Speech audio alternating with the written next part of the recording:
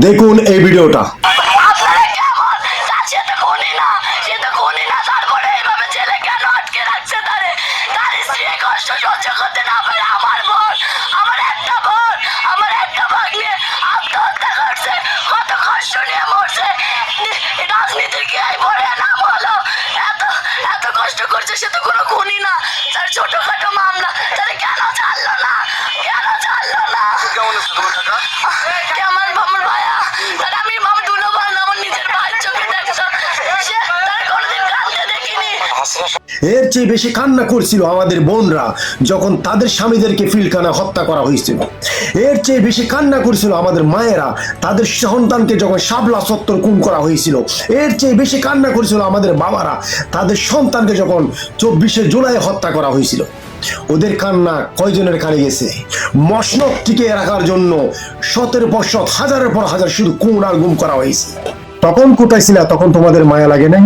কতগুলো মানুষকে পাখির মতো খুন করা হয়েছে। তাদের পরিবার পরিজন তাদের স্বজন থেকে কিরকম ব্যথা বেদনা লাগছিল। হায় রে তাদের কষ্ট। তখন আপনাদের কানে যাই নাই। আমরা কিন্তু রক্তের বদল রক্ত চাই না, কিন্তু বাংলার মানুষ এটাও ভুলে যায় নাই এই যে মসনদ টিকে রাখার জন্য শুধু ক্ষমতায় থাকার জন্য কতগুলো মায়ের বুক কালি করা হয়েছে, কতগুলো বাবাকে তারা তাদের বাবা ডাক থেকে বঞ্চিত করেছিল, কতগুলো বোনদের তাদের স্বামীর আদর থেকে বঞ্চিত করেছিল। মসনদের গরমে তাদের হুঁশ হারিয়ে ফেলছে। মনে করেছিল কি পৃথিবীর বুকে যতদিন বাংলাদেশ থাকবে ততদিন ওদের মসনদ টিকে থাকবে। একটা কথা আছে, আল্লাহ কিন্তু ছেড়ে দেয় না, সে কথা ওরা ভুলে গিয়েছিল।